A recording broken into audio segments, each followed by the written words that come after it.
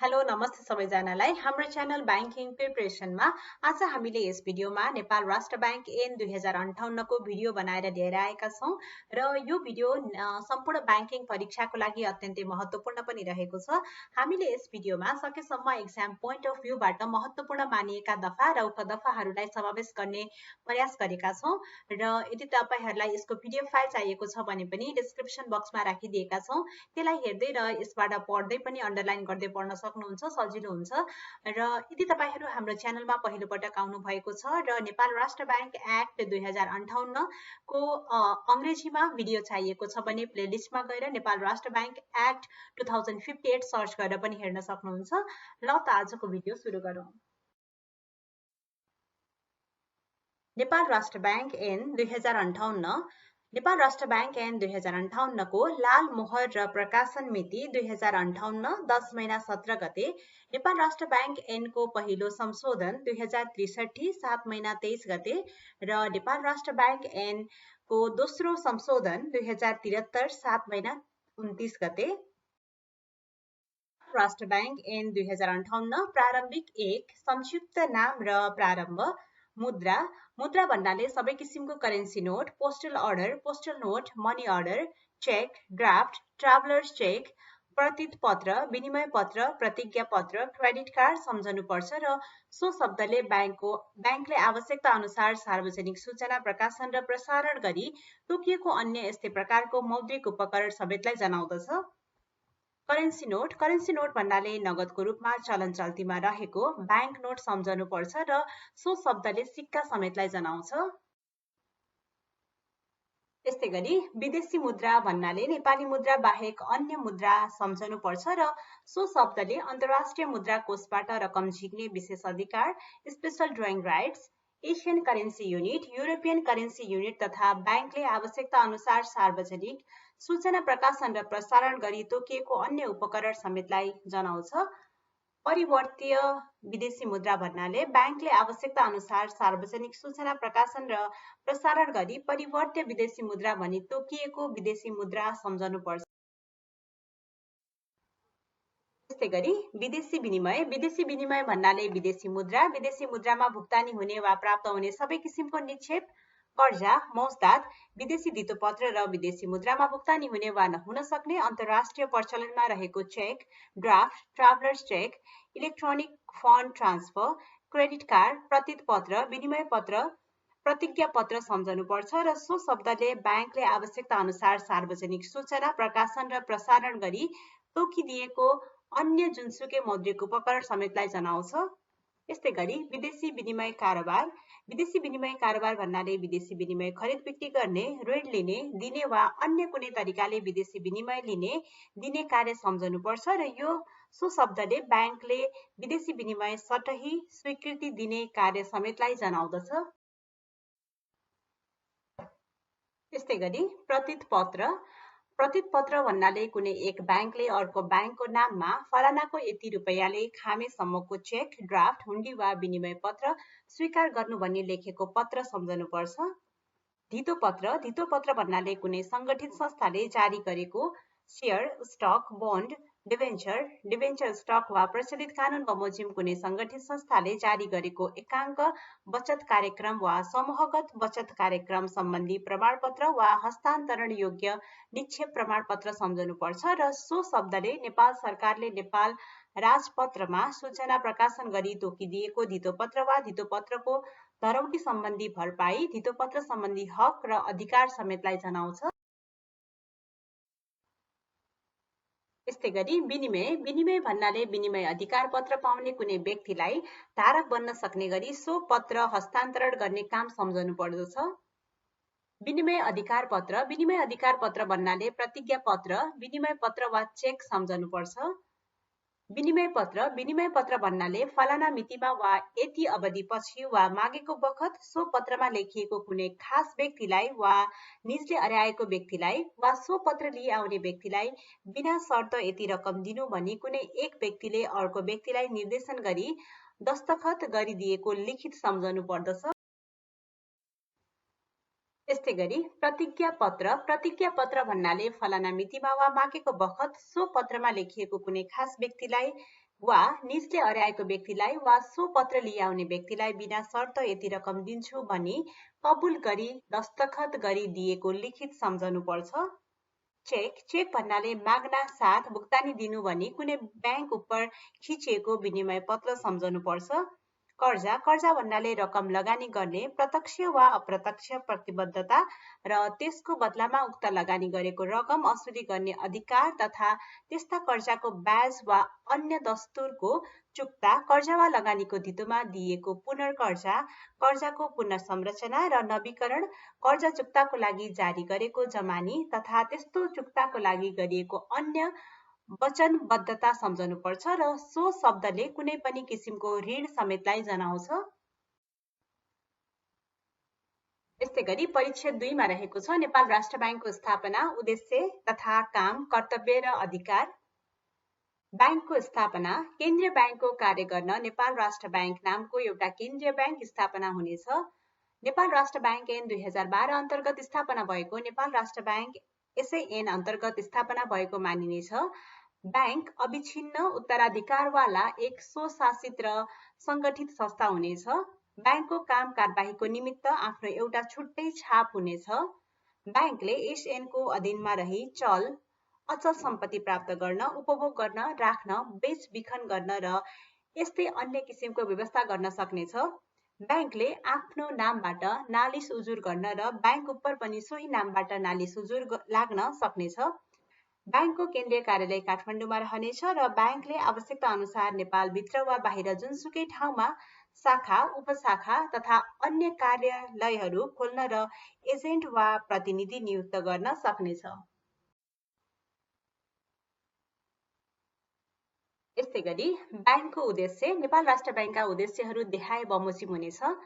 आर्थिक स्थायित्व र अर्थतन्त्रको दिगो विकासको निमित्त मूल्य र सुधारान्तर स्थिरता कायम गर्नको लागि आवश्यक मौद्रिक तथा विदेशी विनिमय नीति निर्माण गरी सोको व्यवस्थापन गर्ने, वित्तीय सेवाको पहुँच, अभिवृद्धि र ब्याङ्किङ तथा वित्तीय क्षेत्रको स्थायित्व कायम गरी ब्याङ्किङ तथा वित्तीय प्रणाली प्रति सर्वसाधारणको विश्वसनीयता अभिवृद्धि गर्ने, सुरक्षित, स्वस्थ तथा सक्षम भुक्तानी प्रणालीको विकास गर्ने, ब्याङ्कले नेपाल सरकारको आर्थिक नीति कार्यान्वयनमा सहयोग पुर्याउनेछ।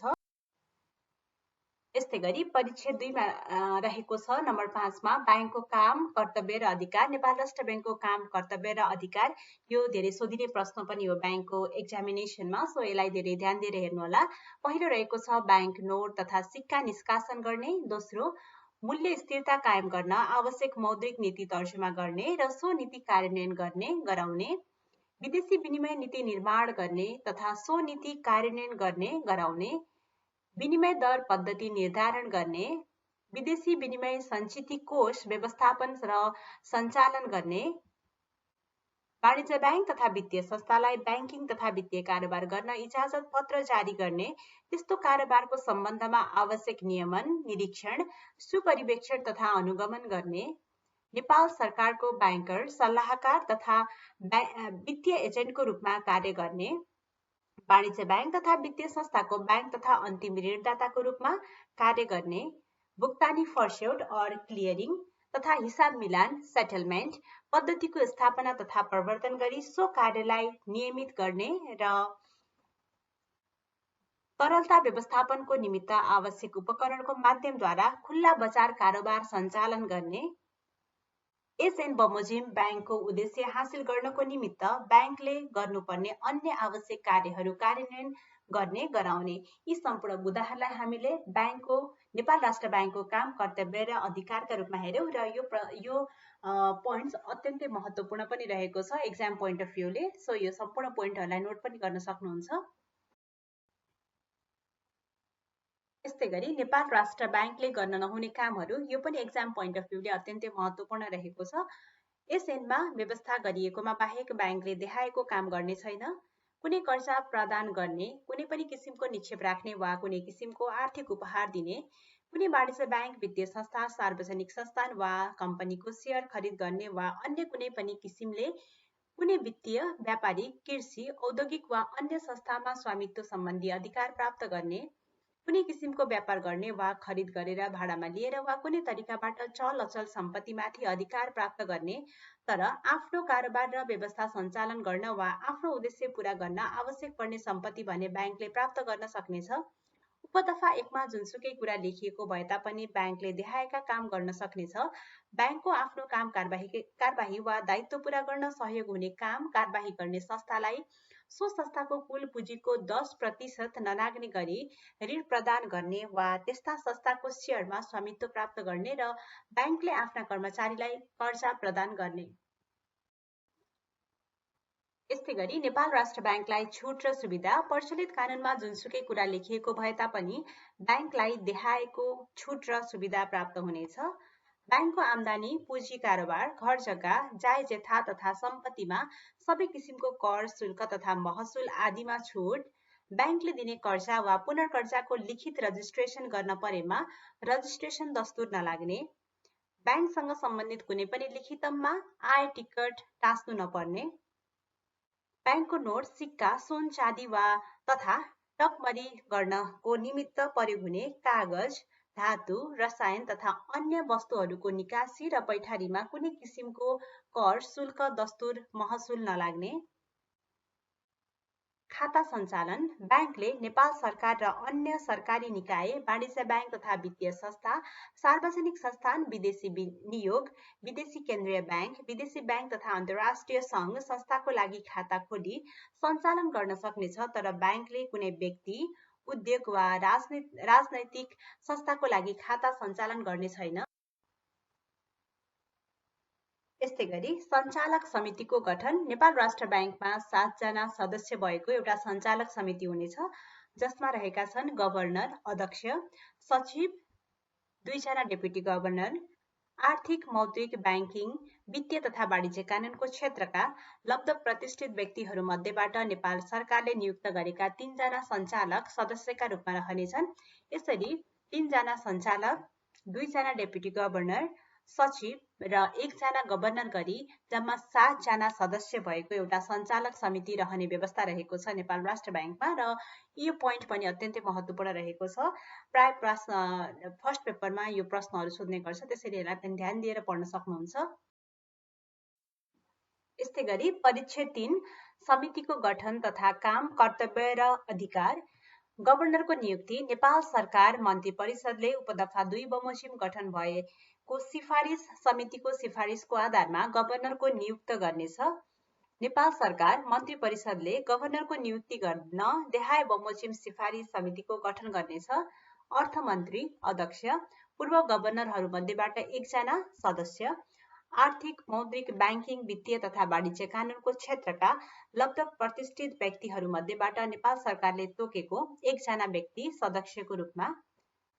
उपदफा 2 बमोजिम गठन भएको समितिले गभर्नरको नियुक्तिको लागि सिफारिस गर्दा आर्थिक, मौद्रिक, ब्याङ्किङ, वित्तीय, वाणिज्य व्यवस्थापन तथा वाणिज्य कानून क्षेत्रको लब्ध प्रतिष्ठित व्यक्तिहरू तथा डेपुटी गभर्नरहरू मध्येबाट 3 जनाको नामावली नेपाल सरकार मन्त्री परिषदमा सिफारिस गर्नेछ। नेपाल सरकार मन्त्री परिषदले उपदफा 3 बमोजिम सिफारिस भएका नाम मध्येबाट 1 जनालाई गभर्नर पदमा नियुक्त गर्नेछ। यसरी गभर्नरको नियुक्ति हुने गर्दछ नेपाल राष्ट्र ब्याङ्कमा। यस्तै गरी डेपुटी गभर्नरको नियुक्ति, नेपाल सरकार मन्त्री परिषदले गभर्नरको सिफारिसमा डेपुटी गभर्नरको नियुक्ति गर्नेछ। उपदफा 1 बमोजिम गभर्नरले डेपुटी गभर्नर पदमा नियुक्तिको लागि सिफारिस गर्दा ब्याङ्कका विशिष्ट श्रेणीको अधिकृतहरू मध्येबाट कार्यक्षमताको आधारमा रिक्त पदको दोब्बर सङ्ख्यामा नामावली सिफारिस गर्नुपर्नेछ। यस दफा बमोजिम डेपुटी गभर्नर पदमा नियुक्त भएको व्यक्ति ब्याङ्कको सेवाबाट स्वतः निवृत्त भएको मानिनेछ। यस्तै गरी सञ्चालकको योग्यता, गभर्नर, डेपुटी गभर्नर र सञ्चालक पदमा नियुक्ति हुनको लागि देहाय बमोजिम योग्यता पुगेको व्यक्ति हुनुपर्नेछ। नेपालको नागरिक भएको, उच्च नैतिक चरित्र भएको, आर्थिक, मौद्रिक, ब्याङ्किङ, वित्तीय, वाणिज्य व्यवस्थापन, जनप्रशासन, तथ्याङ्कशास्त्र, गणित वा कानून विषयमा कम्तीमा स्नातकोत्तर उपाधि हासिल गरी आर्थिक, मौद्रिक, ब्याङ्किङ, वित्तीय वा वाणिज्य कानूनको क्षेत्रमा कार्य अनुभव हासिल गरेको। स्पष्टीकरण, यस खण्डको परीक्षणको लागि कार्य अनुभव भन्नाले नेपाल सरकार वा ब्याङ्कको विशिष्ट श्रेणीको पद वा विश्वविद्यालयको प्राध्यापक वा क श्रेणीको वाणिज्य बैंक वा वित्तीय संस्थाको कार्यकारी प्रमुख वा अन्तर्राष्ट्रिय सङ्घ संस्थाको कार्यकारी तहको पद वा सो सरहको पद वा मर्यादाक्रमको हिसाबले सो पदभन्दा उच्च पदमा कार्य गरेको कार्य अनुभव सम्झनु पर्दछ। दफा 21 बमोजिम अयोग्य नभएको। अब हामी दफा 21 मा जान्छौँ। यस्तै गरी अब हेरौँ दफा 21 मा रहेको सञ्चालकको अयोग्यता। देखाएको कुनै पनि व्यक्ति गभर्नर, डेपुटी गभर्नर तथा सञ्चालक पदमा नियुक्त हुन योग्य हुने छैन। राजनैतिक दलको सदस्य वा पदाधिकारी, वाणिज्य बैंक वा वित्तीय संस्थासँगको कुनै पनि कारोबारमा कालो सूचीमा परेको व्यक्ति, वाणिज्य बैंक तथा वित्तीय संस्थाको बहालवाला पदाधिकारी, वाणिज्य बैंक तथा वित्तीय संस्थामा 5% वा सोभन्दा बढी सेयर वा मतदानको अधिकार भएको व्यक्ति, ऋण तिर्न नसकी साहुको दामासाहीमा परेको व्यक्ति, बहुलाएको व्यक्ति वा नैतिक पतन देखिने फौजदारी अभियोगमा अदालतबाट सजाय पाएको व्यक्ति। यस्तै गरी दफा 22 मा रहेको छ सञ्चालक पदमुक्त हुने अवस्था। नेपाल सरकार मन्त्री परिषदले उपदफा 5 बमोजिम पदमुक्त हुने अवस्थामा पुगेका गभर्नर, डेपुटी गभर्नर तथा सञ्चालकलाई पदमुक्त गर्नेछ। तर नेपाल सरकारले यसरी पदमुक्त गर्नुभन्दा अघि सम्बन्धित व्यक्तिलाई आफ्नो सफाई पेश गर्ने उचित अवसरबाट वञ्चित गर्ने छैन। उपदफा 5 गभर्नर, डेपुटी गभर्नर तथा सञ्चालक देखाएको कुनै अवस्थामा पदमुक्त हुनेछन्। दफा 21 बमोजिम सञ्चालक हुन अयोग्य भएमा वा SN बमोजिम बैंकको उद्देश्य हासिल गर्नको निमित्त बैंकले गर्नुपर्ने कार्यहरू कार्यान्वयन गराउन कार्य क्षमताको अभाव भएमा। यस्तै गरी मुलुकको बैंकिङ तथा वित्तीय व्यवस्थामा हानि नोक्सानी पुग्ने कार्य गरेको देखिएमा वा बैंकको काम कारबाहीमा बेइमानी वा बदनियत गरेको देखिएमा वा खराब आचरणको कारणबाट कुनै पेशा वा व्यवसाय गर्नबाट अयोग्य ठहराई प्रमाणपत्र खोसिएको वा व्यवसाय गर्न रोक लगाइएकोमा वा मनासिब माफिकको कारण बिना लगातार 3 पटक भन्दा बढी समितिको बैठकमा अनुपस्थिति भएमा। यस्तै गरी दफा 28 समितिको बैठक। समितिको बैठकको अध्यक्षता गभर्नरले गर्नेछ। समितिको बैठक बैंकको आवश्यकता अनुसार बस्न सक्नेछ, तर महिनाको कम्तीमा 1 पटक समितिको बैठक बस्नुपर्ने हुन्छ। समितिको बैठक गभर्नरले बोलाउनेछ, तर समितिको 3 जना सञ्चालकले समितिको बैठक बोलाउन लिखित अनुरोध गरेमा गभर्नरले समितिको बैठक बोलाउनु पर्नेछ। समितिले समितिको बैठक बोलाउने, सञ्चालन गर्ने, मतदान गर्ने, माइनेट राख्ने तथा अन्य कार्यविधिको सम्बन्धमा एउटा छुट्टै विनियम बनाउन सक्नेछ। समितिको बैठकको अध्यक्षता गर्ने व्यक्ति र कम्तीमा 3 जना सञ्चालकको उपस्थिति भएमा समितिको बैठकको लागि गणपूरक संख्या पुगेको मानिनेछ, तर 3 जना सञ्चालक मध्ये 1 जना दफा 14 को खण्ड घ बमोजिमको सञ्चालक हुनु अनिवार्य हुनेछ। बहुमतको निर्णय समितिको निर्णय मानिनेछ। कुनै प्रस्तावको पक्ष र विपक्षमा मत बराबरी भएमा अध्यक्षता गर्ने व्यक्तिले निर्णायक मत दिनेछ। यस्तै गरी दफा 29 समितिको काम, कर्तव्य तथा अधिकार। समितिको काम, कर्तव्य तथा अधिकार देखाए बमोजिम हुनेछ। मौद्रिक तथा विदेशी विनिमय नीति निर्माण गर्ने, बैंक नोट तथा सिक्काको दर, चित्र, आकार, धातु, नोट छपाई गर्ने, वस्तु वा अन्य पदार्थ सम्बन्धमा आवश्यक निर्णय गर्ने र सोको निष्कासनका सम्बन्धमा आवश्यक नीतिको तर्जुमा गर्ने, वाणिज्य बैंक तथा वित्तीय संस्थाको निरीक्षण तथा सुपरिवेक्षण गराउने व्यवस्था र बैंकिङ तथा वित्तीय व्यवस्थाका सम्बन्धमा आवश्यक नीति निर्माण गर्ने, बैंकको नियम तथा विनियम स्वीकृत गर्ने र बैंकको सञ्चालन र व्यवस्थापनमा लागू हुने नीति निर्माण गर्ने, बैंकका कर्मचारीहरूको नियुक्ति, बढुवा, सरुवा, बर्खास्ती, पारिश्रमिक, निर्वित्तवरण, उपदान, सञ्चय कोष, विधा, आचरण तथा सेवा सम्बन्धी अन्य शर्तहरूबारे नीति निर्धारण गर्ने, बैंकको लागि वार्षिक कार्यक्रम र बजेट तथा वार्षिक लेखापरीक्षणको हिसाब स्वीकृत गर्ने र सोको प्रतिवेदन जानकारीको लागि नेपाल सरकारमा पेश गर्ने र बैंकको काम कारबाही बारेको वार्षिक प्रतिवेदन स्वीकृति गर्ने। यस्तै गरी समितिको काम, कर्तव्य र तथा अधिकारहरूमा रहेका छन् वाणिज्य बैंक तथा वित्तीय संस्थालाई इजाजत पत्र दिने र रद्द गर्ने सम्बन्धमा नीति निर्माण गर्ने, बैंकले नेपाल सरकारलाई प्रदान गर्ने कर्जाको सीमा स्वीकृत गर्ने, ब्याङ्कले वाणिज्य ब्याङ्क तथा वित्तीय संस्थालाई दिने कर्जा तथा पुनर्कर्जाको रकम, सीमा तथा शर्तको निर्धारण गर्ने, अन्तर्राष्ट्रिय सङ्घ संस्थामा ब्याङ्कको सदस्यता सम्बन्धमा निर्णय गर्ने, ब्याङ्कको वित्तीय स्रोत परिचालन र लगानी नीति निर्माण गर्ने, यस ऐनमा संशोधन गर्नुपर्ने आवश्यकता देखिएमा सोको कारण खुलाई नेपाल सरकार समक्ष प्रस्ताव पेश गर्ने, यस ऐन अन्तर्गत गभर्नरको अधिकार क्षेत्रभित्र पर्ने बाहेकका अरू सबै विषयमा निर्णय गर्ने र समितिमा रहेको अधिकारीहरू अवधि तोकी वा नतोकी गभर्नर वा समितिद्वारा गठित उपसमितिलाई प्रत्यायोजन गर्ने।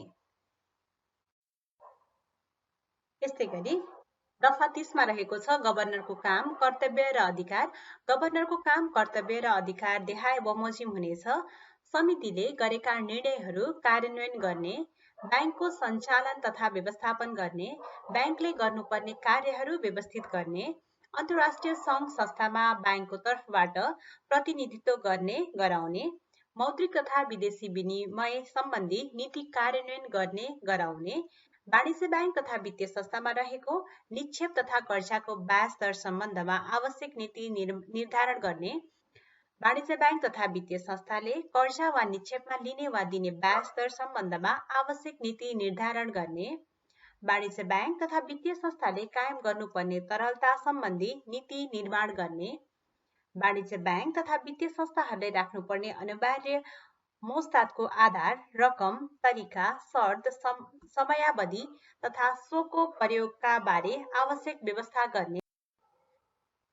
त्यस्तै गरी गभर्नरको काम, कर्तव्य र अधिकारहरूमा रहेका छन् वाणिज्य ब्याङ्क तथा वित्तीय संस्थाको पुँजी कोषको पर्याप्तता सम्बन्धी शर्त निर्धारण गर्ने, सुन तथा अन्य बहुमूल्य धातुको खरिद बिक्री गर्दा अपनाउनु पर्ने प्रक्रिया र शर्तको सम्बन्धमा निर्णय गर्ने, ब्याङ्कले प्रदान गर्ने सेवामा सेवा शुल्क निर्धारण गर्ने, आवश्यकता अनुरूप ब्याङ्कका शाखा कार्यालय तथा अन्य कार्यालय स्थापना र बन्द गर्ने निर्णय गर्ने, ब्याङ्कको एजेन्सी स्थापना गर्ने र बन्द गर्ने, ब्याङ्कको सूचना प्रणालीको विकास र सञ्चालन सम्बन्धमा आवश्यक व्यवस्था गर्ने, वाणिज्य ब्याङ्क तथा वित्तीय संस्थाको सुपरिवेक्षण सम्बन्धमा आवश्यक व्यवस्था मिलाउने, वाणिज्य ब्याङ्क तथा वित्तीय संस्थालाई प्रदान गरिएको इजाजत पत्र रद्द गर्ने सम्बन्धमा निर्णय गर्ने, सञ्चालक समितिद्वारा प्रत्यायोजित अधिकारको अधीनमा रही अन्य विषयमा निर्णय गर्ने र अन्तर्राष्ट्रिय मान्यता अनुरूप केन्द्रीय ब्याङ्कका गभर्नरले प्रयोग गर्नुपर्ने अधिकार गभर्नरमा अन्तर्निहित हुनेछ।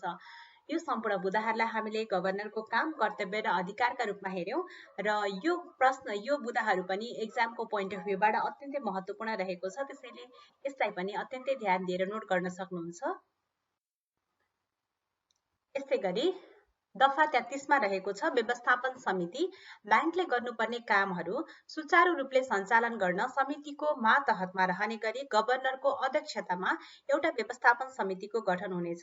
व्यवस्थापन समितिका अन्य सदस्यहरूमा 2 जना डेपुटी गभर्नर र सदस्य सचिवको रूपमा कार्य गर्न गभर्नरले तोकेको ब्याङ्कको 1 जना वरिष्ठ अधिकृत हुनेछ। लेखा परीक्षण समिति। समितिले आफूप्रति उत्तरदायी हुने गरी देहाय बमोजिमको एउटा लेखा परीक्षण समिति गठन गर्नेछ। समितिले तोकेको 1 जना सञ्चालक संयोजकको रूपमा, समितिले तोकेको सम्बन्धित विषयको विज्ञ 1 जना सदस्य, ब्याङ्कको आन्तरिक लेखा परीक्षण विभागको प्रमुख, सदस्य सचिव।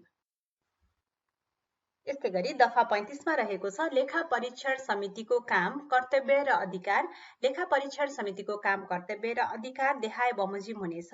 ब्याङ्कको लेखा, बजेट तथा लेखा परीक्षण कार्यविधि र नियन्त्रण व्यवस्थाको सम्बन्धमा आफ्नो प्रतिवेदन तथा सुझाव समितिमा पेश गर्ने, ब्याङ्कको आवधिक वास्ता तथा अन्य कागजातको लेखा परीक्षण र त्यस्ता कागजात ठिकसँग तयार भए नभएको बारे यकिन गर्ने, ब्याङ्कले अपनाएको उपयुक्त जोखिम व्यवस्था कार्यान्वयनको सुपरिवेक्षण गर्ने, ब्याङ्कमा लागू भएको प्रचलित कानुन पूर्ण रूपमा पालना भएको छ भनी विश्वस्त हुन ब्याङ्कको प्रशासन र सञ्चालकको नियमित व्यवस्थापकीय तथा कार्य सम्पादनको लेखा परीक्षण गर्ने, प्रचलित कानुन तथा अन्तर्राष्ट्रिय लेखा मापदण्ड अनुरूप ब्याङ्कको लेखा परीक्षण कार्यको निमित्त विनियम बनाई स्वीकृतिको लागि समिति समक्ष पेश गर्ने, लेखा परीक्षण समितिले उपदफा 1 को खण्ड क बमोजिम प्रतिवेदन तथा सुझाव समितिमा पेश गर्दा सोको जानकारी गभर्नरलाई दिनुपर्नेछ। यस्तै गरी परिच्छेद 4 अन्तर्गत रहेको छ आर्थिक व्यवस्था। बैंकको पुँजी। नेपाल राष्ट्र बैंकको पुँजी 5 अर्ब रुपैयाँ हुनेछ। बैंकको पुँजी नेपाल सरकारबाट प्राप्त हुनेछ र यो पुँजी हस्तान्तरण गर्न वा सोको उपर ऋणभार लगाउन पाइने छैन। उपदफा 1 बमोजिमको पुँजी नेपाल सरकारले थपगढ गर्न सक्नेछ। यसरी पुँजी थपगढ गर्दा नेपाल सरकारले बैंकसँग परामर्श लिनुपर्नेछ। दफा 40 खुद आय व्ययको गणना। बैंकले प्रत्येक आर्थिक वर्षमा आफ्नो आय व्ययको विवरण तयार गर्नेछ। उपदफा 1 बमोजिम आय व्ययको विवरण तयार गर्दा नेपाल लेखामान बमोजिम गर्नुपर्ने हुन्छ। उपदफा 2 मा जुनसुकै कुरा लेखिएको भए तापनि नेपाल लेखामानमा समावेश नभएका क्षेत्रहरूको हकमा अन्तर्राष्ट्रिय लेखा मापदण्डलाई आधारको रूपमा लिनुपर्नेछ। आय व्ययको विवरण तयार गर्दा बैंकलाई प्राप्त भइसकेको आय, बैंकले बेहोरेको वा बेहोर्न बाँकी रहेको व्यय र खुद मूल्याङ्कन आय वा व्यय समायोजन गरी खराब वा शंकास्पद ऋण तथा सम्पत्तिको राजकट्टी व्यवस्था घटाई खुद आय यकिन गर्नुपर्नेछ।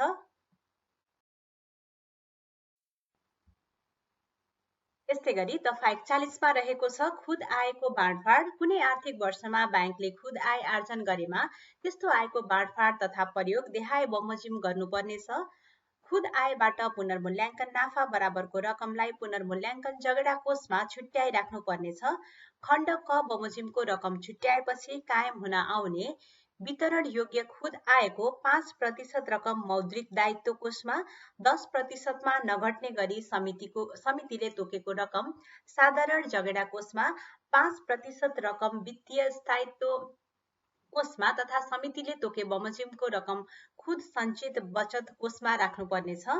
खण्ड ख बमोजिम रकम विनियोजन गरिसकेपछि समितिले बाँकी बचतबाट अन्य कोषमा आवश्यकता अनुसार रकम विनियोजन गरी बाँकी रहन आउने रकम नेपाल सरकारमा दाखिला गर्नुपर्नेछ।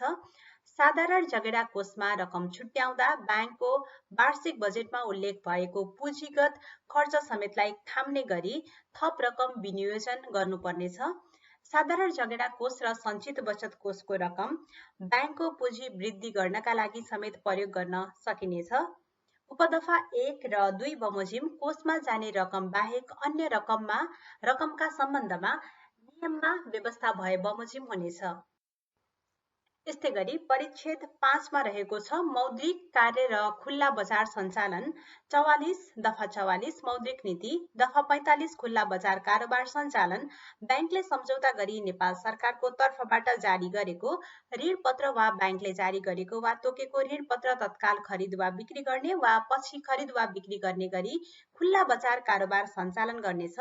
बैंकले उपदफा 1 बमोजिमको खुल्ला बजार कारोबार सञ्चालन गर्दा नेपाल सरकारका ऋण पत्रहरू वा बैंक आफैले जारी गरेका ऋण पत्रको सुरक्षणमा रिपर्चेज एग्रिमेन्ट वा रिभर्स रिपर्चेज एग्रिमेन्ट गरी अल्पकालीन तरलता व्यवस्थापनको कार्य समेत गर्न सक्नेछ। बैंकले खुल्ला बजार कारोबार सञ्चालनका लागि अन्य उपयुक्त उपकरण समेत जारी गर्न। यस्तै गरी दफा 46 मा रहेको छ वाणिज्य बैंक तथा वित्तीय संस्थाको अनिवार्य मौजदात। 47 मा अनिवार्य मौजदात राख्न नसकेमा डिस्काउन्ट कारोबार। वाणिज्य बैंक तथा वित्तीय संस्थालाई कर्जा तथा पुनर्कर्जा, डिस्काउन्ट दर र पुनर्कर्जाको ब्याज दर यी सम्पूर्ण मुद्दाहरूलाई हामीले परिच्छेद 5 मा मौद्रिक कार्य र खुल्ला बजार सञ्चालनको रूपमा पोइन्टहरू मात्र राखेका छौँ। यसको डिस्क्रिप्सन चाहियो भने तल भिडियोको लिङ्कमा चाहिँ यसको PDF फाइल पनि राखिएको छ, त्यसलाई पनि डिटेल्समा हेर्न सक्नुहुन्छ। यो भिडियोमा महत्त्वपूर्ण मुद्दाहरूलाई मात्र छलफल गरिएको छ। यस्तै गरी परिच्छेद 6 मा रहेको छ मौद्रिक इकाइ बैंक नोट र सिक्का। दफा 52 बैंक नोट र सिक्का निष्कासन गर्ने अधिकार। नेपाल राष्ट्र बैंकलाई नेपालभित्र बैंक नोट तथा सिक्का निष्कासन गर्ने एकाधिकार हुनेछ। यस्तो नोट तथा सिक्का नेपालमा कानुनी ग्राह्य हुनेछ। उपदफा 1 बमोजिम बैंकले नोट निष्कासन गर्दा सुरक्षण राखेर मात्र निष्कासन गर्नेछ र यस्तो निष्कासित नोटको दायित्व सुरक्षण बापत राखिएको सम्पत्तिको मूल्य बराबर हुनेछ। सुरक्षण बापत राखिने सम्पत्तिको सकेसम्म 50% सुन, चाँदी, विदेशी मुद्रा, विदेशी धितोपत्र र विदेशी विनिमय अधिकार पत्र मध्ये एक वा एक भन्दा बढीमा र अरु बाँकी प्रतिशत सिक्का नेपाल सरकारले निष्कासन गरेको ऋण पत्र र बैंकबाट पुनः भुक्तानी दिएको बढीमा 18 महिनाभित्र नेपालमा नै भुक्तानी हुने प्रतिज्ञा पत्र वा विनिमय पत्र मध्ये एक वा एकभन्दा बढीमा राखिनेछ। तर नेपाल सरकारले स्वीकृति दिएमा सुरक्षण बापत राखिने सम्पत्तिको कमसे कम 40% सुन, चाँदी, विदेशी मुद्रा, विदेशी धितोपत्र र विदेशी विनिमय अधिकार पत्र मध्ये एक वा एकभन्दा बढीमा र अरू बाँकी प्रतिशत नेपाली सिक्का, नेपाल सरकारले निष्कासन गरेको ऋण पत्र र ब्याङ्कबाट पुनः भुक्तानी दिएको बढीमा 18 महिनाभित्र नेपालमा नै भुक्तानी हुने प्रतिज्ञा पत्र वा विनिमय पत्र मध्ये एक वा एकभन्दा बढीमा पनि राख्न सकिनेछ। त्यस्तै गरी परिच्छेद 7 मा रहेको छ विदेशी विनिमय नीति नियमन र सञ्चिति। दफा 62 विदेशी विनिमय नीति ब्याङ्कलाई नेपालको विदेशी विनिमय नीति निर्माण गर्ने, कार्यान्वयन गर्ने र गराउने पूर्ण अधिकार हुनेछ। दफा 63 विदेशी विनिमय व्यवस्थापन। विदेशी विनिमयको व्यवस्थापन नेपाल राष्ट्र ब्याङ्कले गर्नेछ। यस्तो व्यवस्थापन गर्न ब्याङ्कलाई देहाय बमोजिमको अधिकार हुनेछ। विदेशी विनिमय कारोबार गर्न चाहने व्यक्तिलाई एसएन वा अन्य प्रचलित कानुनको अधीनमा रही इजाजत पत्र जारी गर्ने, इजाजत पत्र प्राप्त व्यक्तिबाट गरिने विदेशी विनिमय कारोबार नियमित तथा व्यवस्थित गर्नका लागि नियम तथा विनियम बनाउने, आवश्यक आदेश, निर्देशन वा सूचना जारी गर्ने, इजाजत पत्र प्राप्त व्यक्तिको निरीक्षण, सुपरिवेक्षण तथा अनुगमन गर्ने, इजाजत पत्र प्राप्त व्यक्तिको कारोबारको आधार, सीमा तथा शर्त निर्धारण गर्ने, नेपाली रुपैयाँको विदेशी विनिमय दर निर्धारण पद्धति तोक्ने। यस्तै गरी दफा 65 विदेशी विनिमयको कारोबार। ब्याङ्कले विदेशी विनिमय सुन तथा बहुमूल्य धातु खरिद वा बिक्री गर्न सक्नेछ। दफा 66 विदेशी विनिमय सञ्चिति। ब्याङ्कले विदेशी विनिमय सञ्चितिको परिचालन गर्नेछ। यस्तै सञ्चिति सम्बन्धित विदेशी विनिमयमा अंकित हुनेछ र यस्तो सञ्चितिमा देहायको सम्पत्ति समावेश हुनेछ।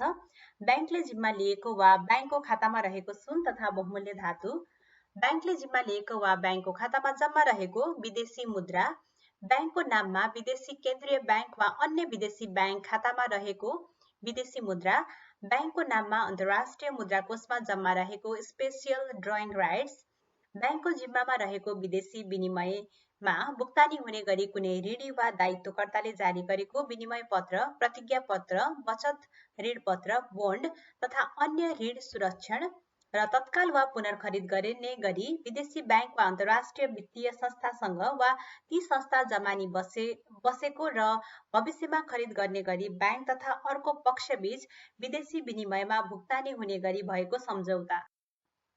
यस्तै गरी परिच्छेद 7 मा रहेको छ दफा 67 मा सुन तथा विदेशी मुद्रामा ऋण पत्र जारी गर्ने, 68 अन्तर्राष्ट्रिय क्लियरिङ र भुक्तानी सम्झौता। यस्तै गरी परिच्छेद 8 नेपाल सरकारसँगको सम्बन्ध। नेपाल राष्ट्र ब्याङ्क र नेपाल सरकारसँगको सम्बन्धको बारेमा हो यो, र यो पोइन्ट्स पनि अत्यन्तै महत्त्वपूर्ण रहेको छ। त्यसैले यो पोइन्ट्सहरूलाई पनि ध्यान दिएर टिप्न सक्नुहुन्छ।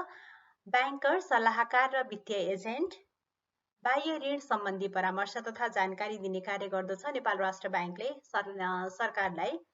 निक्षेप सङ्कलन। ब्याङ्कले नेपाल सरकारको वा नेपाल सरकारले तोकिदिएको अन्य निकायको निक्षेप स्वीकार गर्नेछ। वित्तीय एजेन्टको कार्य नेपाल सरकारद्वारा जारी गरिएको ऋणपत्रको खरिद बिक्री गर्ने, बजार व्यवस्था गर्ने, हस्तान्तरण गर्ने र सोको अभिलेख राख्ने जस्ता कारोबार गर्दछ। खण्ड क बमोजिमको ऋणपत्रको सावा, ब्याज र अन्य दस्तुरको भुक्तानी, एजेन्टको रूपमा गर्नुपर्ने आवश्यक अन्य कार्य, ब्याङ्कले विवरण, तथ्याङ्क तथा कागजात माग गर्न सक्ने, ब्याङ्कले आफ्नो काम कारबाही सञ्चालन गर्न आवश्यक पर्ने विवरण, तथ्याङ्क तथा कागजात सम्बन्धी निकायबाट माग गर्न सक्नेछ। उपदफा 1 बमोजिम। ब्याङ्कले मागेको विवरण, तथ्याङ्क तथा कागजात उपलब्ध गराउनु सम्बन्धित निकायको कर्तव्य हुने। यस्तै गरी दफा 75 नेपाल सरकारलाई जाने कर्जा र सरकारी ऋणपत्रको खरिद। यस ऐनमा अन्यथा व्यवस्था गरिएकोमा बाहेक ब्याङ्कले नेपाल सरकार वा नेपाल सरकारको पूर्ण अधिकांश वा आंशिक स्वामित्व भएको संस्थालाई कुनै प्रकारको वित्तीय सहयोग प्रदान गर्ने छैन। यस दफाको अधीनमा रही ब्याङ्कले 180 दिनभित्र चुक्ता हुने गरी नेपाल सरकारलाई कर्जा प्रदान गर्न सक्नेछ। तर नेपालले कुनै अन्तर्राष्ट्रिय संस्थाको सदस्य हुँदा तिर्नुपर्ने दस्तुर वा सोसँग सम्बन्धित भुक्तानीको लागि लामो अवधिको विशेष कर्जा ब्याङ्कले नेपाल सरकारलाई प्रदान गर्न सक्नेछ। उपदफा 2 मा जुनसुकै कुरा लेखिएको भए तापनि नेपालले कुनै अन्तर्राष्ट्रिय संस्थाको सदस्य हुँदा तिर्नुपर्ने दस्तुर वा सोसँग सम्बन्धित भुक्तानीको लागि लामो अवधिको विशेष कर्जा ब्याङ्कले नेपाल सरकारलाई प्रदान गर्न सक्नेछ। ब्याङ्कले नेपाल सरकार वा नेपाल सरकारको पूर्ण अधिकांश वा आंशिक स्वामित्व भएको संस्थालाई प्रदान गर्ने कर्जा नेपाली रुपैयाँमा मात्र भुक्तानी गर्नेछ। यसरी प्रदान गरिएको कर्जाको लागि नेपाल सरकारले सो कर्जा रकम बराबरको विनिमय ऋणपत्र प्रमोसरी नोटको रूपमा जारी भएको ऋणपत्र जारी गरी ब्याङ्कलाई प्रदान गर्नेछ। यस्तै गरी ब्याङ्कले नेपाल सरकारलाई प्रवाह गरेको अधिविकर्ष कुनै पनि समयमा नेपाल सरकारको अघिल्लो आर्थिक वर्षको राजस्व आयको 5% भन्दा बढी हुने छैन। आयको गणना गर्दा ऋण सापट्टि आर्थिक अनुदान वा अन्य कुनै पनि किसिमको आर्थिक सहयोग तथा सम्पत्ति बिक्रीबाट भएको आर्जन समावेश हुने छैन। यस्तै गरी उपदफा 5 बमोजिमको अधिविकर्षको भुक्तानी नेपाल सरकारले 180 दिनभित्र प्रचलित बजार ब्याज दरमा नगद वा बजार योग्य ऋणपत्र मार्फत गर्नुपर्नेछ। ब्याङ्कले नेपाल सरकारबाट खरिद गरी आफ्नो स्वामित्वमा लिएको ऋणपत्रको कुल रकम अघिल्लो आर्थिक वर्षको राजस्व आयको 10% भन्दा बढी हुने छैन। देखाएको अवस्थामा ब्याङ्कले खरिद गरेको नेपाल सरकारद्वारा निष्कासित ऋणपत्रलाई उपदफा 7 बमोजिम नेपाल सरकारलाई प्रदान गरिने ऋणको रूपमा लिइने छैन। ब्याङ्कको मौद्रिक नीति अनुरूप खुल्ला बजार सञ्चालनको लागि दोस्रो बजारबाट खरिद गरेकोमा प्राथमिक निष्कासनको समयमा ब्याङ्कले बजारलाई उपयुक्त स्तरमा राख्न आवश्यक ठानी 60 दिनभित्र बेच्ने गरी खरिद गरेकोमा उपदफा 7 लागू हुनु अघि ब्याङ्कले नेपाल सरकारबाट खरिद गरी आफ्नो स्वामित्वमा लिएको ऋणपत्रको हकमा। यस्तै गरी परिच्छेद 9 ब्याङ्कको नियमन र निरीक्षण तथा सुपरिवेक्षण। दफा 76 निक्षेप लिन वा कर्जा दिन ब्याङ्कको स्वीकृति लिनुपर्ने। दफा 77 ब्याज दरमा बन्देज। निक्षेपमा दिने वा कर्जामा लिने ब्याज दर निर्धारण गर्दा नेपाल राष्ट्र ब्याङ्कले समय समयमा तोकिदिएको ब्याज दर सम्बन्धी व्यवस्था बमोजिम गर्नुपर्नेछ। दफा 78 ब्याङ्कबाट इजाजत पत्र लिनुपर्ने। दफा 79 ब्याङ्कले नियमन गर्ने नेपाल राष्ट्र ब्याङ्कलाई वाणिज्य ब्याङ्क तथा वित्तीय संस्थाको काम कारबाही नियमन गर्ने पूर्ण अधिकार हुनेछ। उपदफा 1 बमोजिम नियमन गर्ने सम्बन्धमा ब्याङ्कले आवश्यक देखेको विषयमा नियम तथा विनियम बनाउन र आवश्यक आदेश निर्देशन तथा सूचना जारी गर्न सक्नेछ र त्यस्तो नियम तथा विनियम र आदेश निर्देशन तथा सूचनाको पालना गर्नु सम्बन्धित वाणिज्य ब्याङ्क तथा वित्तीय संस्थाको कर्तव्य हुनेछ। ब्याङ्कले देखाएको विषयमा वाणिज्य ब्याङ्कलाई आवश्यक निर्देशन जारी गरी देखाएको विवरण पेश गर्न लगाउनेछ। वास्लात भित्रको लेखा तथा हिसाब किताब, वास्लात बाहिरको हिसाब किताब वा वचनबद्धता र आम्दानी खर्चको विवरण र तिनीहरूको लेखा शीर्षक सँगको अनुपातिक विवरण। यस्तै गरी नेपाल राष्ट्र ब्याङ्कले तोकेको सीमाभित्र नपरेका विशेष प्रकारको कर्जा वा लगानीको सम्बन्धमा लगाइएको शर्त, प्रतिबन्ध वा निषेध वा त्यस्ता कर्जा वा लगानी तथा जोखिम बेहोर्ने प्रकृतिको वचनबद्धता, सम्पत्ति र दायित्वको आवधिक मिलान र वास्लात बाहिरको शीर्षक, विदेशी मुद्राको स्थिति, स्पट र अग्रिम विनिमय दर, स्वैप, अप्सन वा यस्तै प्रकारको अन्य उपकरण र विद्युतीय वा अन्य भुक्तानी प्रणालीको अन्य प्रक्रिया, ब्याङ्कले तोकेको अन्य विवरण तथा कागजात, ब्याङ्कले देखाएको विषयमा वित्तीय संस्थालाई आवश्यक निर्देशन जारी गरी देखाएको विवरण पेश गर्न लगाउनेछ। कमा रहेको छ लेखा, हिसाब किताब, नाफा नोक्सान हिसाब, वास्लात र वास्लात बाहिरको कारोबार र वचनबद्धता र आम्दानी खर्चको विवरण तथा सोको लेखा शीर्षक सँगको अनुपातिक विवरण।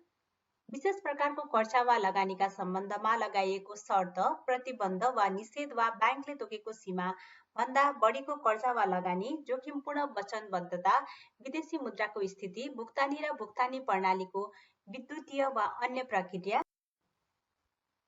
यस्तै गरी ब्याङ्कले तोकेको अन्य विवरण तथा कागजात।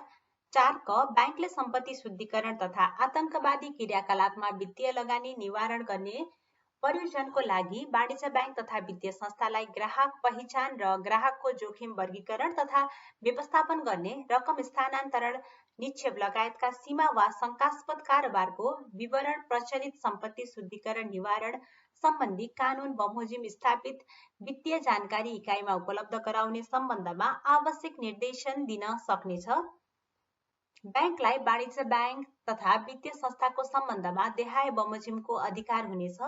एसएन र वाणिज्य ब्याङ्क तथा वित्तीय संस्थाको इजाजत पत्र सुपरिवेक्षण तथा नियमन गर्न बनेका अन्य कुनै ऐनले दिएको अधिकार र दायित्वको कार्यान्वयन र वाणिज्य ब्याङ्क तथा वित्तीय संस्थाको इजाजत पत्र रद्द गर्ने तथा टाँट उल्टन लागेका वा टाँट उल्टेका वाणिज्य ब्याङ्क तथा वित्तीय संस्थालाई ब्याङ्क आफैले जिम्मा लिने वा ट्रस्टीशिपमा जिम्मा दिने। यस्तै गरी नम्बर 5, ब्याङ्कलाई वाणिज्य ब्याङ्क तथा वित्तीय संस्थाको सम्बन्धमा देहाय बमोजिमको अधिकार हुनेछ। कुनै वाणिज्य ब्याङ्क वा वित्तीय संस्थाले यो ऐन वा एसएन अन्तर्गत बनेको नियम, विनियम वा सो अन्तर्गत जारी भएको आदेश वा निर्देशन अनुरूप कारोबार सञ्चालन गरेको छ छैन भनी ब्याङ्कको कुनै अधिकृत वा ब्याङ्कले तोकेको व्यक्तिद्वारा त्यस्ता ब्याङ्क वा संस्थाको हिसाब किताब, अभिलेख, कागजात वा अन्य श्रेष्ठता जाँचबुझ वा निरीक्षण तथा सुपरिवेक्षण गर्ने वा गर्न लगाउने। ब्याङ्कले कुनै वाणिज्य ब्याङ्क वा वित्तीय संस्थाको कारोबारको सम्बन्धमा निरीक्षण तथा सुपरिवेक्षण गर्नु परेमा त्यस्ता ब्याङ्क वा संस्थाको सञ्चालक समितिको सदस्य, पदाधिकारी वा कर्मचारीलाई आफ्नो ब्याङ्क वा संस्थाको बारेमा आवश्यक जानकारी पेश गर्न। यस्तै गरी दफा 80 मा रहेको छ ब्याङ्किङ तथा वित्तीय व्यवस्था र कर्जा नियन्त्रण। दफा 81 तोकिएको क्षेत्रमा कर्जा प्रवाह गर्नुपर्ने। दफा 82 ब्याङ्क समक्ष पेश गर्नुपर्ने सूचना। दफा 83 डिबेन्चर तथा वित्तीय उपकरण जारी गर्न स्वीकृति दिनुपर्ने। दफा 84 निरीक्षण तथा सुपरिवेक्षण। ब्याङ्कद्वारा इजाजत पत्र प्रदान गरिएको वाणिज्य ब्याङ्क तथा वित्तीय संस्थाहरूको निरीक्षण तथा सुपरिवेक्षण कार्यको निमित्त समितिले अन्तर्राष्ट्रिय स्तरको निरीक्षण तथा सुपरिवेक्षण नियमन बनाई लागू गर्नेछ। यस्तै गरी दफा 86 ख मा रहेको छ वाणिज्य ब्याङ्क वा वित्तीय संस्था समस्याग्रस्त भएको मानिने अवस्थाहरू। क मा रहेको छ निक्षेपकर्ता, शेयरधनी, साहु वा सर्वसाधारणको हित विपरीत हुने गरी कुनै कार्य गरेको देखिएमा, आफूले पूरा गर्नुपर्ने वित्तीय दायित्व पूरा नगरेकोमा वा गर्न सक्ने सम्भावना नभएमा वा भुक्तानी गर्नुपर्ने रकम भुक्तानी गर्न नसकेमा, दामासाहीमा परेको वा पर्न लागेको वा उल्लेखनीय रूपमा आर्थिक कठिनाई भोगिरहेको भएमा, एसएन, वाणिज्य ब्याङ्क तथा वित्तीय संस्था सम्बन्धी प्रचलित कानून, अन्य प्रचलित कानून, इजाजत पत्र प्रदान गर्दा तोकिएको शर्त वा ब्याङ्कको नियमन, निर्देशन वा आदेशको अवज्ञा वा उल्लङ्घन गरेको देखिएमा, झुट्टा, जालसाज, गलत कागजात वा तथ्य पेश गरी इजाजत पत्र प्राप्त गरेको देखिन आएमा, एसएन, वाणिज्य ब्याङ्क तथा वित्तीय संस्था सम्बन्धी प्रचलित कानून तथा ब्याङ्कले समय समयमा दिएको निर्देशन बमोजिमको न्यूनतम पुँजी कोष कायम गर्न नसकेमा, प्रचलित कानून बमोजिम कुनै वाणिज्य ब्याङ्क वा वित्तीय संस्थाको खारेजी, लिक्विडेसन वा परफारक दमासाही सम्बन्धी कानुनी कारबाही अघि बढाइएको भएमा। यस्तै गरी स्वैच्छिक खारेजीको कारबाही सुरु भएकोमा, त्यस्तो कारबाही पूरा गर्न अनुचित ढिलाइ भएकोमा, कुनै विदेशी वाणिज्य ब्याङ्क वा वित्तीय संस्थाको संलग्नतामा स्थापना भएको वाणिज्य ब्याङ्क वा वित्तीय संस्था भएमा त्यस्तो विदेशी वाणिज्य ब्याङ्क वा वित्तीय संस्था दामासाहीमा वा खारेजीमा परेमा वा खारेजीमा परि लिक्विडेटर नियुक्ति भएमा वा त्यस्तो वाणिज्य ब्याङ्क वा वित्तीय संस्थाको ब्याङ्किङ कारोबार गर्ने इजाजत पत्र सम्बन्धी मुलुकको कानून बमोजिम खारेज भएमा वा कारोबारमा आंशिक वा पूर्ण रूपले प्रतिबन्ध लागेमा वा त्यस्ता वाणिज्य ब्याङ्क वा वित्तीय संस्थासँग सम्मिलित भई ब्याङ्किङ कारोबार सञ्चालन गरेको देखिएमा, वाणिज्य ब्याङ्क वा वित्तीय संस्थाले आफूले गर्नुपर्ने भुक्तानी वा पूरा गर्नुपर्ने दायित्व वा काम कर्तव्यमा प्रतिकूल असर पार्ने अवस्था विद्यमान भएको कुरामा ब्याङ्क विश्वस्त भएमा। यी सम्पूर्ण बुदाहरूलाई हामीले दफा 86 ख अन्तर्गत वाणिज्य बैंक वा वित्तीय संस्था समस्याग्रस्त भएको मानिने अवस्थाहरूका रूपमा हेर्यौं। यस्तै गरी दफा 86 ग मा समस्याग्रस्त वाणिज्य बैंक वा वित्तीय संस्थालाई नेपाल राष्ट्र बैंकले कारबाही गर्न सक्ने अवस्थाहरूलाई हेरौं। सम्बन्धित वाणिज्य बैंक वा वित्तीय संस्थाको सञ्चालक समितिलाई बैंकले देखाएको कुनै वा सबै कारबाही गर्ने आदेश दिन सक्नेछ। नयाँ शेयर जारी गरी वा जारी पुँजीको भुक्तानी हुन बाँकी रकम भुक्तानी गर्न लगाई चुक्ता पुँजी वृद्धि गर्न लगाउने, शेयर धनीहरूको मताधिकार वा अन्य अधिकारीहरू आवश्यकता अनुसार निलम्बन गर्ने, पुँजी वृद्धि गर्न शेयर धनीहरूलाई प्रदान गरिने लाभांश वा अन्य रकमहरू निश्चित अवधिको लागि वितरण गर्न रोक लगाउने, सञ्चालक तथा अन्य उच्च पदाधिकारीहरूलाई प्रदान गरिने बोनस, पारिश्रमिक, क्षतिपूर्ति तथा अन्य रकमहरूको वितरणको सीमा निर्धारण गर्ने, वाणिज्य बैंक वा वित्तीय संस्थाको सुशासन, आन्तरिक नियन्त्रण तथा जोखिम व्यवस्थापनको समुचित व्यवस्था मिलाउने, निक्षेप स्वीकार, कर्जा प्रवाह वा लगानीमा प्रतिबन्ध लगाउने वा सोको सीमा तोक्ने। यस्तै गरी पुँजीको पर्याप्तता तथा तरलताको अनुपात उच्च राख्न लगाउने वा व्यावसायिक कारोबारमाथि प्रतिबन्ध लगाउने वा अन्य आवश्यक शर्त तोक्ने। यस्तै गरी वाणिज्य बैंक वा वित्तीय संस्थाको कारोबार सीमित गर्ने वा जायज यथाको बिक्री गर्न वा शाखा विस्तार गर्न रोक लगाउने वा स्वदेश वा विदेशका कुनै शाखा कार्यालय बन्द गर्न लगाउने।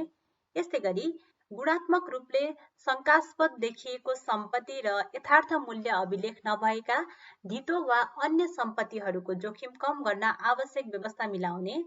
यसका साथसाथै प्रचलित कानून तथा बैंकको नियमन उल्लङ्घन गरी अनियमित तरिकाबाट सम्बन्धित वाणिज्य बैंक वा वित्तीय संस्थालाई हानि नोक्सानी पुग्न जाने कार्यमा रोक लगाउने, वाणिज्य बैंक तथा वित्तीय संस्थाले गर्न पाउने कार्यहरूमध्ये कुनै खास प्रकृतिको काम कारबाही कुनै खास अवधिको लागि गर्न। यस्तै गरी मुख्य पुँजीगत खर्च गर्दा उल्लेखनीय रूपमा दायित्व बेहोर्नुपर्ने गरी प्रतिबद्धता जनाउँदा वा सम्भावित दायित्वमा खर्च गर्दा बैंकको पूर्ण स्वीकृति लिनुपर्ने, आवश्यकता अनुसार एक वा एकभन्दा बढी सञ्चालक, व्यवस्थापक वा कर्मचारीलाई हटाउन लगाउने, खण्ड ड बमोजिम आदेश दिँदा सम्बन्धित वाणिज्य बैंक वा वित्तीय संस्थाले सो आदेशमा उल्लेखित सञ्चालक, व्यवस्थापक वा कर्मचारीलाई नहटाएमा प्रचलित कानूनमा जुनसुकै कुरा लेखिएको भए तापनि बैंकले त्यस्ता सञ्चालक, व्यवस्थापक वा कर्मचारीलाई आफै हटाउन सक्नेछ। यस्तै गरी वाणिज्य बैंक वा वित्तीय संस्थाको सञ्चालक समिति निलम्बन गर्ने र त्यस्तो वाणिज्य बैंक वा वित्तीय संस्थाको व्यवस्थापन आफ्नो नियन्त्रणमा लिई आफै वा आफूद्वारा नियुक्त अधिकारी मार्फत त्यस्तो वाणिज्य बैंक वा वित्तीय संस्थाको व्यवस्थापन तथा कारोबार सञ्चालन गराउने स्पष्टीकरण। नियुक्ति अधिकारी भन्नाले यस्तो खण्ड बमोजिम बैंकले आफ्नो नियन्त्रणमा लिएको वाणिज्य बैंक वा वित्तीय संस्थाको व्यवस्थापन तथा कारोबार सञ्चालन गर्न बैंकद्वारा नियुक्त कुनै एक वा एकभन्दा बढी व्यक्ति, फर्म, कम्पनी वा संस्था सम्झनु पर्दछ। यस्तै गरी धितोपत्र बजारमा सूचीकृत वाणिज्य बैंक वा वित्तीय संस्थालाई धितोपत्र बजारबाट आफ्नो नाम हटाउन आवेदन दिन लगाउने, वाणिज्य बैंक वा वित्तीय संस्थाको सुरक्षण नराखेको सहायक आवधिक ऋणको सावा तथा ब्याज भुक्तानीमा प्रतिबन्ध लगाउने, बैंकले आवश्यक र उपयुक्त देखेका अन्य कुनै काम कारबाही गर्ने। यस्तै गरी दफा 86 छ फरफारकमा लैजान सक्ने कुनै समस्याग्रस्त वाणिज्य बैंक वा वित्तीय संस्था उप दफा 86 ग बमोजिमको कारबाही चलाउँदा वा दफा 86 ग बमोजिमको सुधारात्मक उपाय अवलम्बन गर्दा वा दफा 86 च बमोजिमको उपचारात्मक कार्य गर्दा समेत त्यस्तो वाणिज्य बैंक वा वित्तीय संस्थाले पूरा गर्नुपर्ने दायित्व पूरा गर्न असमर्थ भएको वा राम्रोसँग सञ्चालन हुन नसक्ने अवस्थामा पुगेको कुरामा बैंक विश्वस्त भएमा बैंकले त्यस्तो वाणिज्य बैंक वा वित्तीय संस्थालाई परिच्छेद 9 क बमोजिम फरफारकको प्रक्रियामा लैजाने निर्णय गर्न सक्नेछ। 86 ज समस्याग्रस्त वाणिज्य बैंक वा वित्तीय संस्थाको यस्तै गरी परिच्छेद 9 क फरफारक सम्बन्धी व्यवस्था 88 क दफामा रहेको छ फरफारकको कार्य गर्न सक्ने ब्याङ्कको अधिकार। नेपाल राष्ट्र ब्याङ्कले देखाएको कुनै अवस्थामा कुनै वाणिज्य ब्याङ्क वा वित्तीय संस्थालाई आफ्नो नियन्त्रणमा लिई फरफारकको कार्य अगाडि बढाउन सक्नेछ। पूर्ण वा आंशिक रूपमा आफ्नो दायित्व भुक्तानी गर्न नसकेमा सुपरिवेक्षकीय विश्लेषणका आधारमा सो विश्लेषण सम्बन्धी कार्य समाप्ति भएको मितिले 90 दिनभित्र भुक्तानी गर्नुपर्ने दायित्वहरू पूरा गर्न नसक्ने अवस्था भएमा, खुद सम्पत्ति भन्दा दायित्व बढी भएमा, ब्याङ्कले तोकेका सबै प्रकारका पुँजी तथा कोषहरूले समेत खाम्न नसक्ने गरी घाटामा गएमा, ब्याङ्कले दफा 86(6) बमोजिम फरफारकको प्रक्रियामा लैजाने निर्णय गरेमा, कुनै वाणिज्य ब्याङ्क वा वित्तीय संस्था उप रहेको निक्षेपकर्ता तथा सुरक्षित साहुको दाबीलाई फरफारक गर्ने गराउने अधिकार ब्याङ्कलाई मात्र हुनेछ। वाणिज्य ब्याङ्क वा वित्तीय संस्थाको फरफारक सम्बन्धी कार्य गर्दा लागेको सम्पूर्ण खर्च सम्बन्धित वाणिज्य ब्याङ्क वा वित्तीय संस्थाको सम्पत्ति बिक्री गरी प्राप्त रकमबाट बेहोरिनेछ।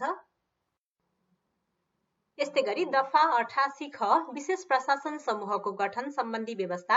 दफा 88 क बमोजिम कुनै वाणिज्य ब्याङ्क वा वित्तीय संस्थाको फरफारकको कार्य अगाडि बढाउने निर्णय भएमा ब्याङ्कले सो परियोजनाका लागि तोकिए बमोजिमको योग्यता पुगेका व्यक्तिहरू मध्येबाट बढीमा 3 जना व्यक्ति रहेको विशेष प्रशासन समूह गठन गरी सो मार्फत सम्बन्धित वाणिज्य ब्याङ्क वा वित्तीय संस्थालाई आफ्नो नियन्त्रणमा लिई फरफारकको कार्य अगाडि बढाउन सक्नेछ। दफा 88 ग विशेष प्रशासन समूहको काम, कर्तव्य तथा अधिकार। विशेष प्रशासन समूहलाई सम्बन्धित वाणिज्य ब्याङ्क वा वित्तीय संस्थाको साधारण सभा, सञ्चालक समिति, प्रमुख कार्यकारी अधिकृत तथा अन्य पदाधिकारीले प्रयोग गर्न पाउने सम्पूर्ण अधिकार हुनेछ। उपदफा 1 को अधीनमा रही विशेष प्रशासन समूहलाई सम्बन्धित वाणिज्य ब्याङ्क वा वित्तीय संस्थाको चल अचल सम्पत्तिको व्यवस्थापन गर्ने, कुनै सम्पत्ति तथा दायित्व फरफारक गर्ने तथा सो वाणिज्य ब्याङ्क वा वित्तीय संस्था सञ्चालन गर्ने सम्बन्धमा देखाएका अधिकार हुनेछन्, जुन यस प्रकार रहेका छन्।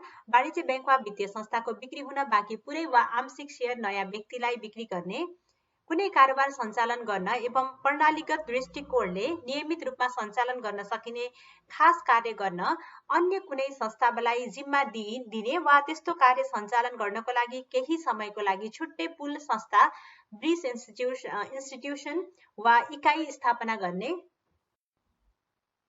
यस्तै गरी नम्बर ग सम्बन्धित वाणिज्य ब्याङ्क वा वित्तीय संस्था वा सो वाणिज्य ब्याङ्क वा वित्तीय संस्थाको कुनै सहायक कम्पनीको कुनै वा सबै कारोबार वा सम्पत्ति बिक्री गर्ने, सम्बन्धित वाणिज्य ब्याङ्क वा वित्तीय संस्थाको अन्य कुनै व्यक्ति वा संस्थामा रहेको सम्पत्ति वा हक अधिकार बिक्री गर्ने, विशेष प्रशासन समूहलाई फरफारकको प्रक्रियामा रहेको वाणिज्य ब्याङ्क वा वित्तीय संस्थाका सम्बन्धमा देखाए बमोजिमको अन्य अधिकार समेत हुनेछ, जसमा रहेका छन् फरफारकको काम कारबाही अगाडि बढाउन विशेष प्रशासन समूहले आफूले आवश्यक ठानेका कागजात सम्बन्धित व्यक्तिबाट पेश गर्न यस्तै गरी खमा रहेको छ सम्बन्धित वाणिज्य ब्याङ्क वा वित्तीय संस्थाले जारी गरेका शेयर वा अन्य उपकरणको स्वामित्व हस्तान्तरण गर्ने वा गर्न लगाउने, सम्बन्धित वाणिज्य ब्याङ्क वा वित्तीय संस्थाको निश्चित अधिकार, सम्पत्ति वा दायित्व अर्को व्यक्तिमा हस्तान्तरण गर्ने, सम्बन्धित वाणिज्य ब्याङ्क वा वित्तीय संस्थाले जारी गरेको शेयर वा अन्य उपकरणलाई खारेजी गर्ने, सम्बन्धित वाणिज्य ब्याङ्क वा वित्तीय संस्थाले जारी गरेको वा त्यसको कुनै वा सबै शेयरधनीले धारण गरेको शेयर वा अन्य स्वामित्व सम्बन्धी उपकरण तोकिए बमोजिमको आधारमा अन्य कुनै व्यक्तिको नाममा नामसारी गर्ने, अग्राधिकार शेयर वा पुँजी सम्बन्धी अन्य उपकरण जारी गर्ने, सम्बन्धित वाणिज्य ब्याङ्क वा वित्तीय संस्थाको सम्पत्ति संरक्षण र हेरचाह गर्न आवश्यक देखिएमा सबै कदमहरू चाल्ने। यस्तै गरी नम्बर 5 मा रहेको छ विशेष प्रशासन समूहले एसएन बमोजिमको फरफारक सम्बन्धी कार्य प्रारम्भ गरेको 1 वर्षभित्र सम्पन्न गरिसक्नु पर्नेछ।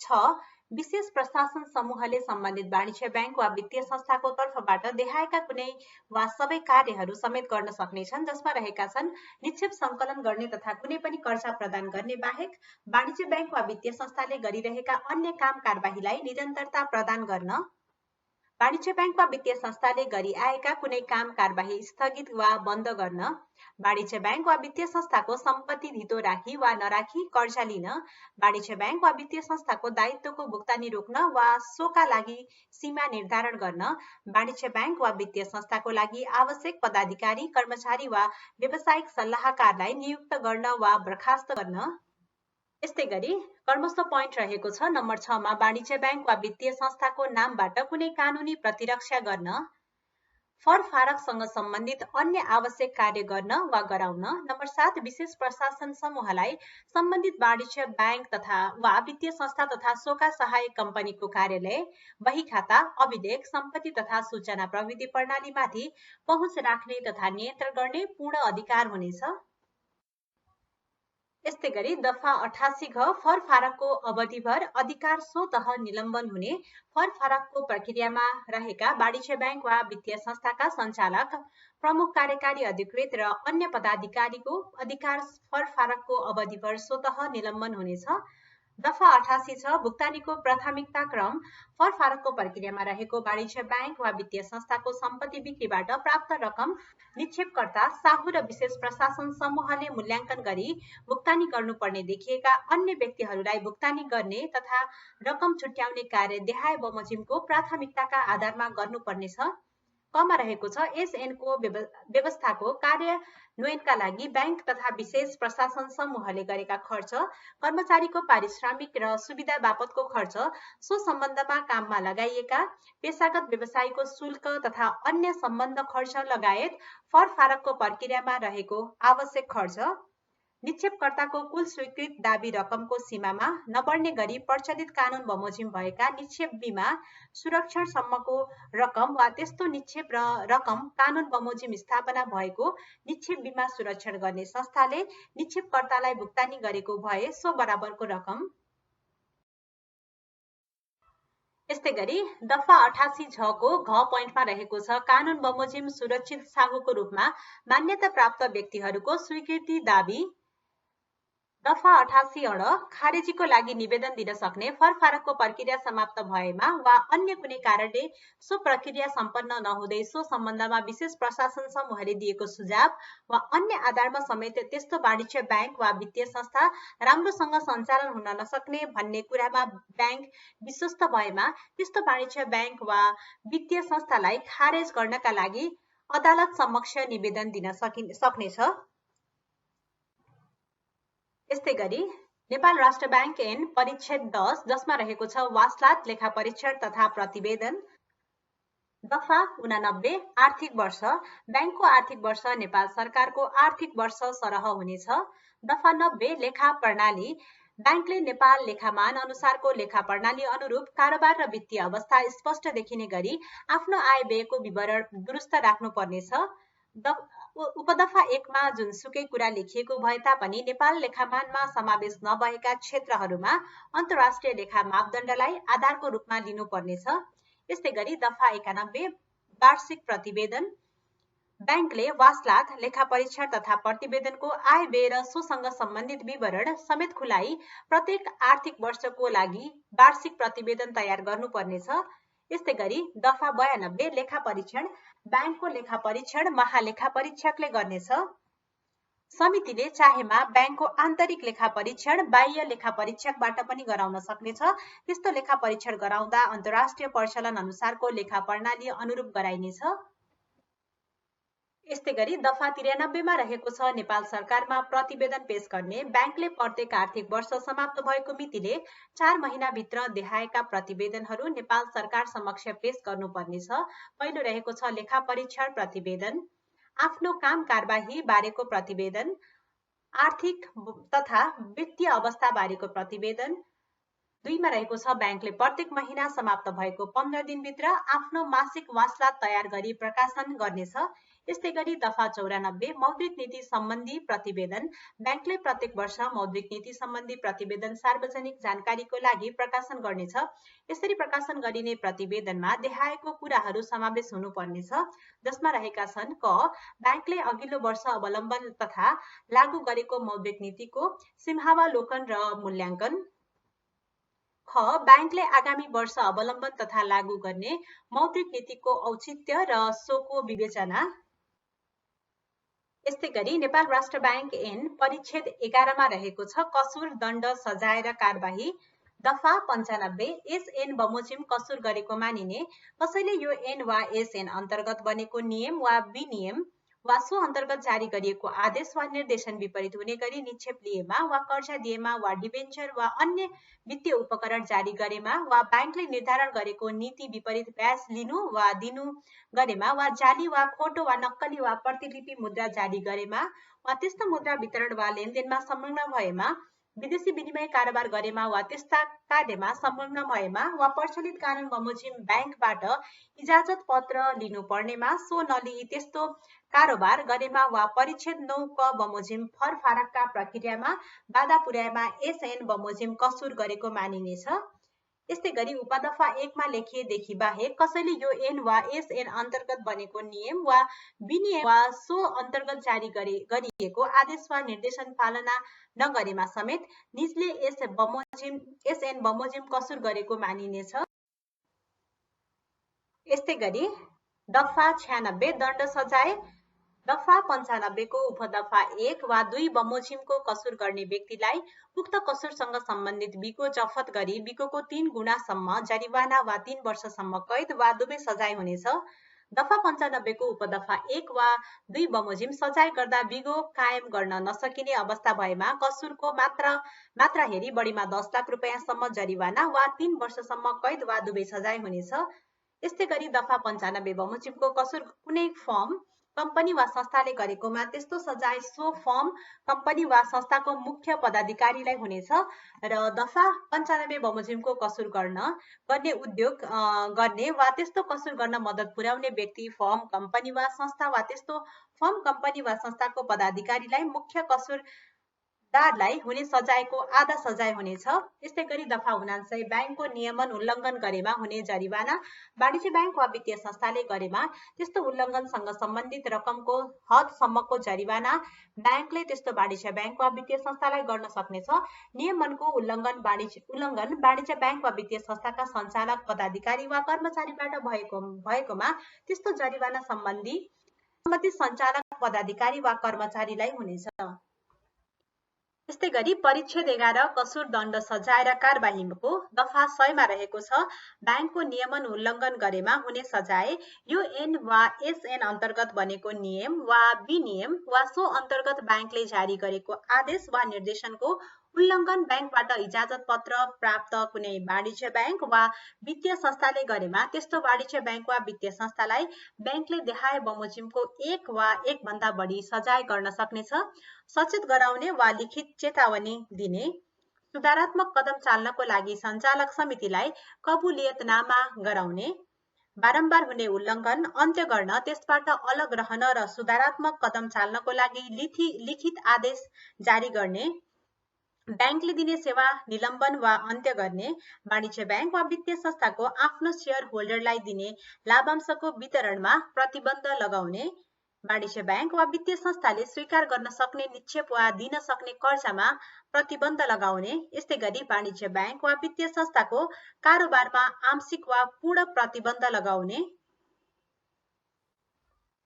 यस्तै गरी जमा रहेको छ वाणिज्य ब्याङ्क वा वित्तीय संस्थाको इजाजत पत्र निलम्बन वा रद्द गर्ने सञ्चालक वा पदाधिकारी वा कर्मचारीले उल्लङ्घन गरेमा वा निजहरूले निक्षेपकर्ता वा सर्वसाधारणको हित विपरीत काम गरेको वा निरीक्षण तथा सुपरिवेक्षणको सिलसिलामा ब्याङ्क वा निरीक्षण तथा सुपरिवेक्षण गर्ने अधिकारीले माग गरेको कागजात विवरण वा तथ्याङ्क तोकिएको समयभित्र पेश नगरेमा यस्तो सञ्चालक पदाधिकारी वा कर्मचारीलाई ब्याङ्कले देखाए बमोजिमको सजाय गर्न सक्नेछ।